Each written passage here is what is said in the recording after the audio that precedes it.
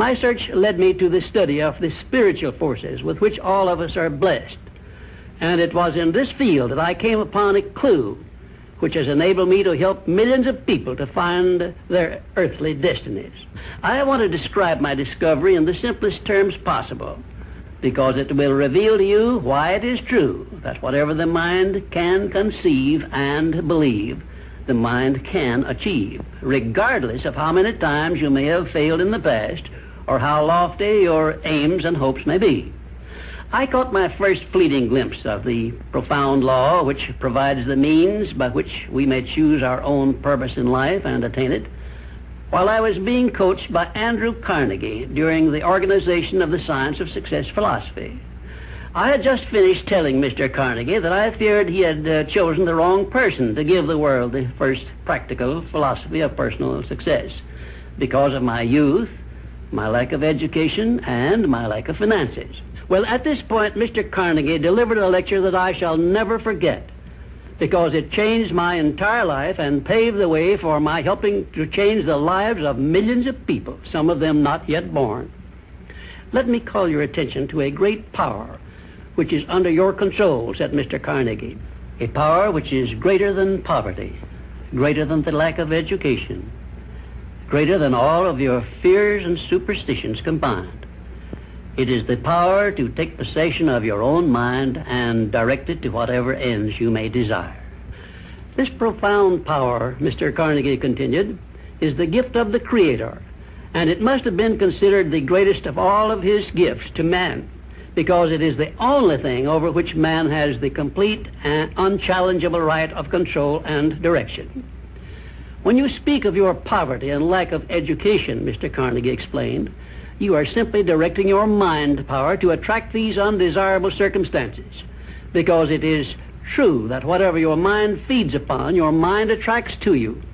Now you see why it is important that you recognize that all success begins with definiteness of purpose, with a clear picture in your mind of precisely what you want from life. Then Mr. Carnegie continued his speech with a description of a great universal truth which made such an impact upon my mind that I began then and there to give myself a new outlook on life and set up for myself a goal so far above my previous achievements that it shocked my friends and relatives when they heard about it. Everyone, said Mr. Carnegie, comes to the earth plane blessed with the privilege of controlling his mind power and directing it to whatever ends he may choose.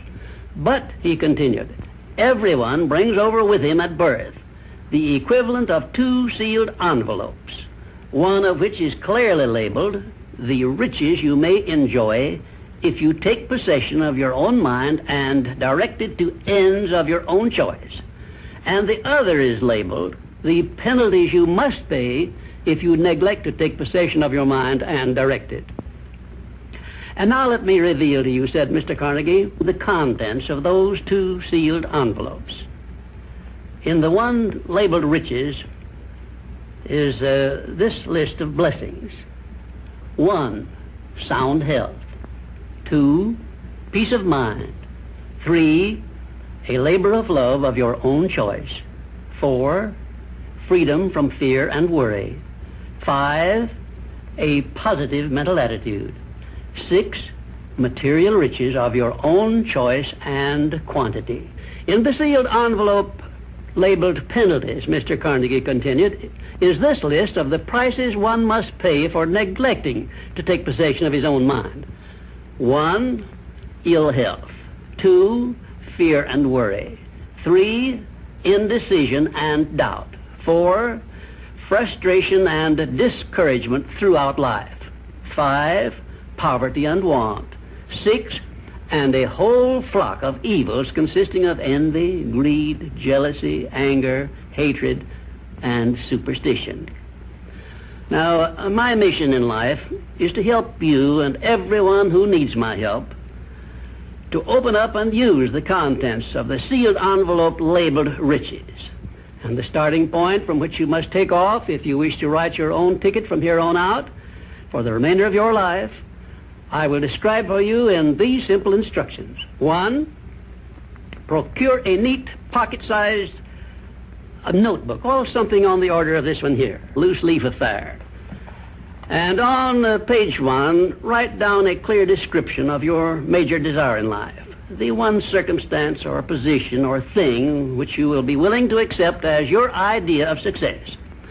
And remember before you begin writing that your only limitations are those which you set up in your own mind or permit others to set up for you. And 2, on page 2 of your notebook, write down a clear statement of precisely what you intend to give in return for that which you desire from life. And then start in right where you stand now to begin giving. And 3, memorize both of your statements, what you desire and what you intend to give in return for it, and repeat them at least a dozen times daily. And always end your statements with this expression of gratitude for the blessings with which you were gifted at birth. I ask not, O divine providence, for more riches, but more wisdom with which to accept and use wisely the riches I received at birth in the form of the power to control and direct my mind to whatever ends I desire. If you are not too successful or self-satisfied to accept and express this profound prayer, if you accept it and express it in the same spirit of humble sincerity in which I pass it on to you, a new and a better world will reveal itself to you. A world in which you will see reflected the circumstances and the things which you yourself have created. And now let me close this, our first visit, with my favorite expression of gratitude. O divine providence, I ask not for more riches, but more wisdom with which to make wiser use of the riches you gave me at birth, consisting in the power to control and direct my own mind to whatever ends I desire.